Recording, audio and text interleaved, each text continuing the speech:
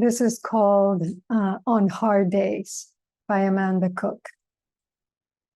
On days when hopelessness reigns, remember, you came here to love and to liberate. In a sea of indifference, be an island of tiny kindnesses, each an illumination of the truth of our belonging to each other. On hard days, find that part of you that longs to love more. Stay close to it, let it lead. Light up. Let yourself be found. Otherwise, how will we ever find our way back to each other?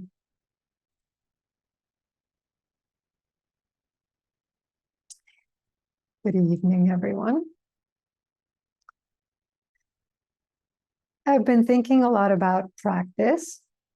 I think about practice a lot anyway, but I've been thinking about it a lot recently and about the effects of practice. I've been thinking about its purpose and its reach. And I've been thinking about how to give not hope, but comfort or more than comfort, direction, a momentum. I've been thinking of how to stoke the embers of faith, of confident faith in the fact that we can not let the world change us. And in so doing, we can change ourselves and hopefully the world. Because everyone is looking for what to trust right now. Well, I guess actually not everyone. Some of us are. Some of us are asking, what do we trust? What do we do? What do we rely on? How do we protect ourselves? And the answer, of course, has to come from within. And that too was what I was thinking, that in my case, I can encourage, I can remind, I can cheer on, but each of us has to find what we believe and trust and use when things get hard. And the nice thing is that we have options. We have this profound Buddha Dharma that has come down through us through generations, through places and times that were not unlike this time at all. And people have used these teachings, this practice, to be and to stay awake, to help themselves and to help one another. Because I have been listening, I have been speaking to so many of you. And we are rightly, I believe, worried and afraid and doubting. And so tonight we're returning to our study of loving kindness in plain English. Those of you who started this with the rest of us before Ango, that we did in October. So we started reading this book by Bhante Gunaratana this summer, and now we're picking up where we left off. We were reading chapters 6 and 7. And as I was reading, I found it interesting, and at first a little puzzling, if I'm honest, that the Buddha felt the need to list the benefits of loving kindness. Right? That he seemed to feel it would be helpful to enumerate all the reasons why we would want to practice loving kindness, how we would benefit from doing this. 11 reasons, according to him. And looking at them, at least the first few, they seem somewhat basic, Practicing loving kindness helps you to sleep better. It relaxes your body. It keeps your mind calm. It makes your face relaxed, your countenance clear. And then people like you. They want to be around you. And then I thought, well, maybe they're a little basic, but they're actually not obvious. Like so many of the Buddhist teachings, maybe, no, not all, but many of the Buddhist teachings, this teaching on metta, loving kindness, is deceptively simple. Wishing others well, you will feel well. Right? What could be more obvious? But then why do we have such a hard time doing it? Why is it that so many of us have trouble sleeping, are not relaxed at all? Why do we catch ourselves feeling envious when somebody else does well? Why do we have such a hard time trusting that loving kindness might be enough to address suffering in our world? Because as I was reading, I was imagining, maybe the monks, the Buddhist monks, or maybe some of his detractors said to him, really? I mean, is this really all it takes to be loving and kind to one another? Maybe some king that he was counseling said, everywhere you look, there is war, there is conflict. And you're telling me that I should be loving and kind toward my neighbor, that I should wish them happiness? You're really telling me that that is going to be enough?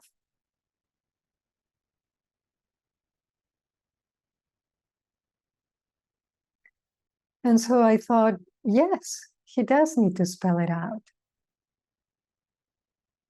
We forget. We so quickly forget the correlation between what we think and what we experience.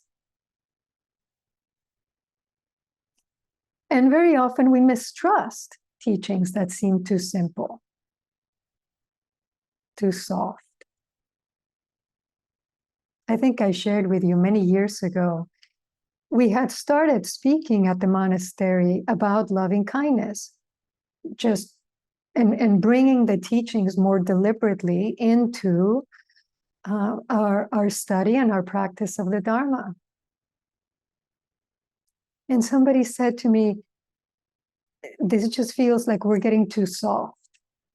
Actually, I heard this not that long ago, now that I remember, that I think about it. Someone else was concerned about this. Are we getting soft in Zen? And so this isn't actually theoretical. I think some of us are concerned,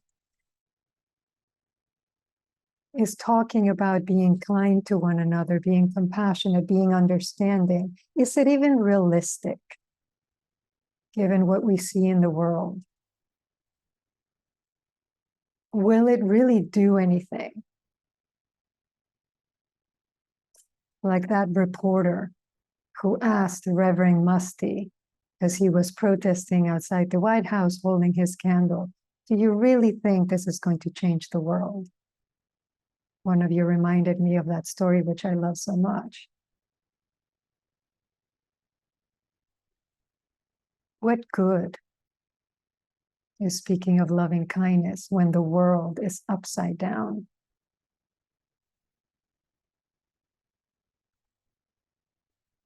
Maybe it's foolish. Maybe it's naive. Maybe it's even out of touch. But what Reverend Musty responded to the journalist was, I'm not doing this to change the world. I'm doing it so that the world won't change me. Others shall be angry, We shall not be angry here.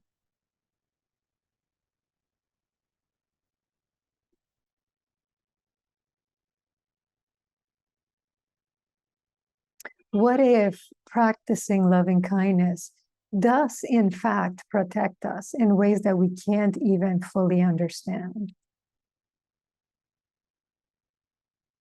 As you continue to read through those 11 benefits that the Buddha said are the result of practicing loving kindness, several of them actually speak of this protection. And as Bhantaji said himself, we don't know if it's true that practicing loving kindness protects you from harm, protects you from evil spirits, protects you from illness and death. I mean, it doesn't ultimately protect you from death, but maybe from suffering as you're dying. We don't really know if this is true. But isn't it a worthwhile experiment to carry out?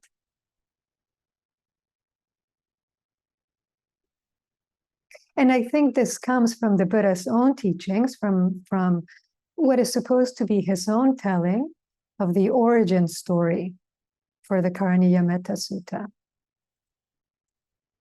I've told this story before. There were about 500 monks who had just received the teaching. It says, each according to their own capacity. And when I read that, I do take that quite literally. I mean, I don't know if it was all 500 of them, but it is said that the Buddha had the capacity to meet a student where they were. I mean, this is the skill, the ability of a great teacher, to see who is in front of them and speak to them accordingly so that they will hear, so that they will be able to hear. And so I don't know what that would have been like if you're giving a teacher to 500 monks. How do you speak to each of them accordingly? But it is said that he did. And then they went off, the monks, to practice essentially an ango. It was the rainy season, so they went to the foot of the Himalayas. And they found a delightful grove, it often says in the sutras. There was a clear spring flowing by. There was a village where they could go on their alms rounds.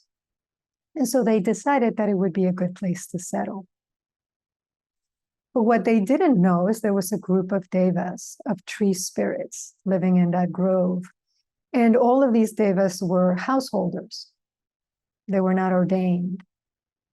And according to the guidelines of the Sangha, you do not sit above an ordained person. So in terms of hierarchy, in terms of position, you wouldn't sit above someone who is ordained if you are not yourself ordained.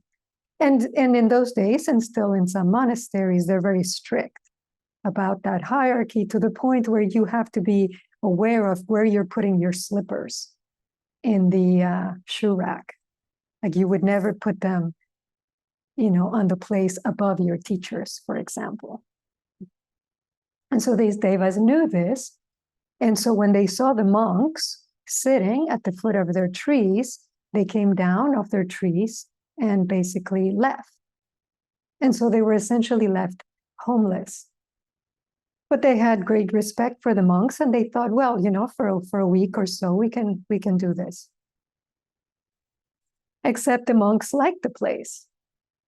And the villagers around liked the monks being there. Liked the merit of offering alms, offering food, offering clothing, perhaps, to the monastics. And the monastics appreciated the support that they were getting, that symbiotic relationship that has been happening all of these many years. For some of us, that give and take looks a little different, but it's still happening. And so the monks stayed. A week turned into 2 weeks. A month, 2 weeks turned into a month turned into 2. And the devas were like, they are not leaving. And so they started to get a little desperate. And so they got together and they decided that they would scare the monks away. And with their spirit powers, they essentially conjured up monsters and walking corpses. And they made these, horrific sounds like wailing and growling. And they conjured up these visions of ghosts and these walking corpses. And that came along with this horrific stench.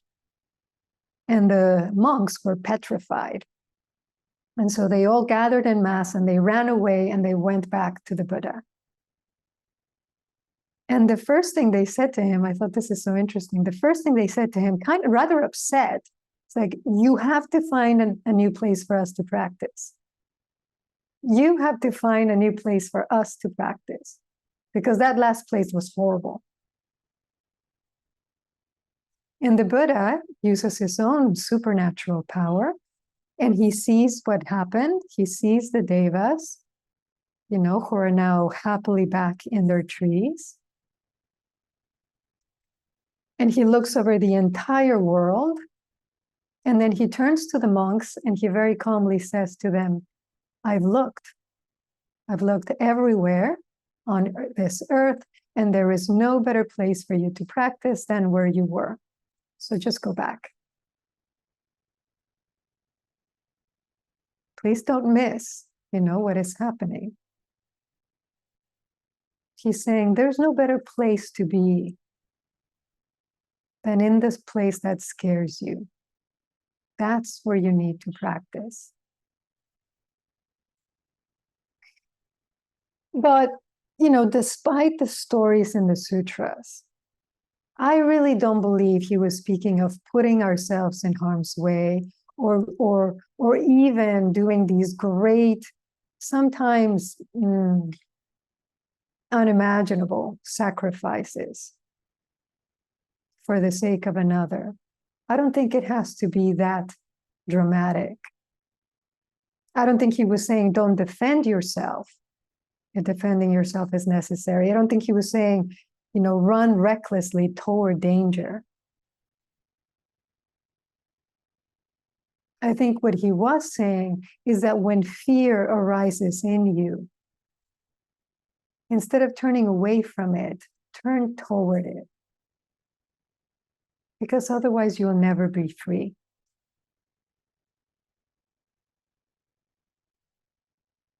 And the monks, trusting their teacher, go back. But not before he gives them the Karniyametta Sutta. And he says to them, chant this morning and evening, and it will protect you. And this is what happens. The devas listen to the chant and they fall in love with the words. They appreciate and feel very touched by the wisdom contained in them. And they say to the monks, we will offer you protection. From bands of roving thieves and from wild animals. And then they live there. They spend the monsoon season there together.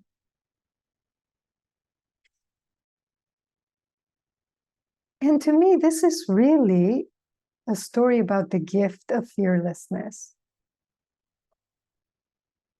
Right? The Buddha, understanding his monks' fear, offers them what they need to practice fearlessness. It's as if he was saying, be fiercely kind, and that will be your protection.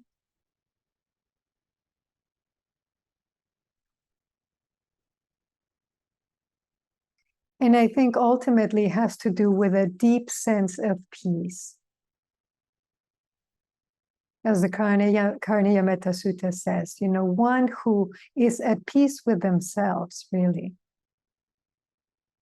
One who knows the path of peace are the words.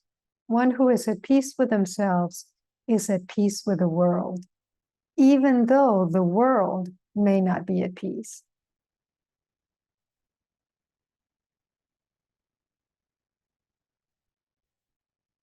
And when we look at it,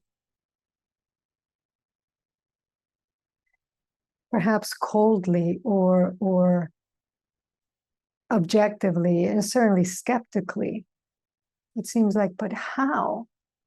How do you be at peace when everywhere around you is not at peace? And I think this is really the question.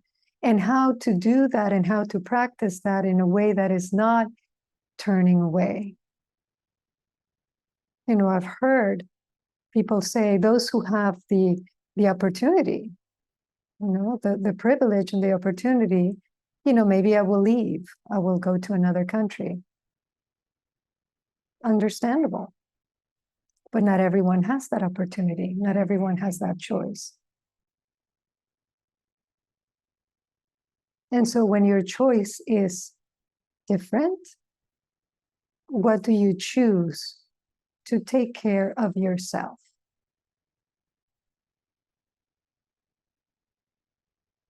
And one another.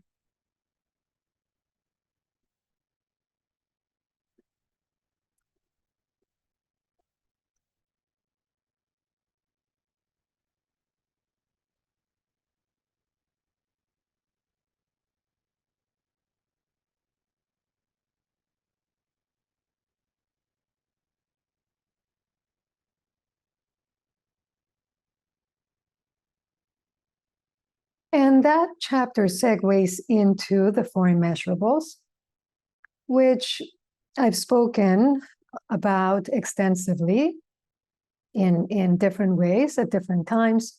And so I didn't want to cover them again in detail, but I did want to highlight that teaching, which I had not heard before, in fact, of equanimity, the three types of equanimity. Equanimity based on diversity, equanimity based on unity, and equanimity of renunciation. And so that first, equanimity based on diversity, is essentially finding peace in the things of the world, with the things of the world. So the Buddha said that when we grasp at the things that we perceive with the senses, the things we see out in the world, forms and sounds and smells, tastes, touch, you know, the things that give us pleasure, when we grasp and we want them to continue, we want them to endure, we want them to stay the same. When we hold on to these things and we study them closely, we contemplate them, particularly in our meditation, what we eventually see is that this feeling of grasping, of wanting, is in me, not in the thing.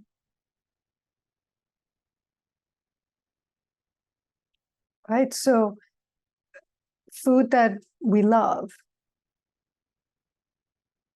the words of our child, a song that reminds us, you know, maybe of a better time in our lives. When we hold on to one of these things, trying to get pleasure out of it, eventually what we see is that wish is in me, is not in the thing, it's not a power that the thing has over me.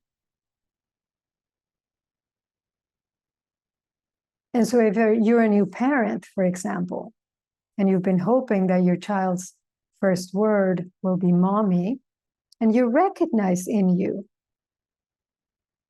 that wish, and you realize, hopefully, you realize it has nothing to do with the child. It's not about them. So in this case, to develop equanimity means to let go of a specific outcome. You know, and that's a little bit of a silly example. You know, maybe their first words are nothing like that. They're choo-choo or dog. But it's that moment of is that moment of seeing like whose circus, whose monkeys these are. You know that saying.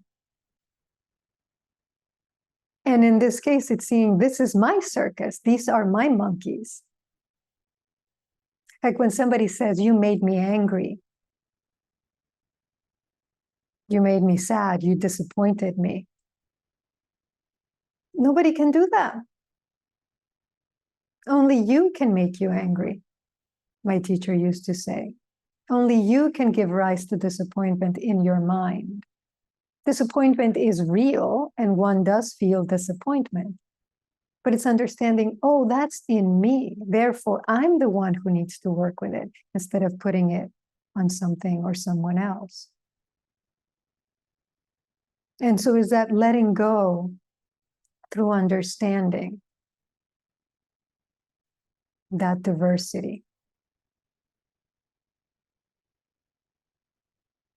Equanimity based on unity is coming at that from the other angle, is focusing completely on a single thing, right? On a single object, and letting everything else go. It is the equanimity that comes from focusing on moving through the jhanas, for example, right? Moving through these deep states of concentration. And as you move, as you progress, you get ever deeper into samadhi, into that unity of subject and object. First, unification of thought comes up, of mind. You understand, oh, this is not separate from me. Rapture comes from that, that kind of bliss. And as you move through the jhanas, these kind of byproducts get less and less, and what you're left with is a sense of equanimity, a sense of enoughness, a sense of it's a little bit like a quiet acceptance of things as they are.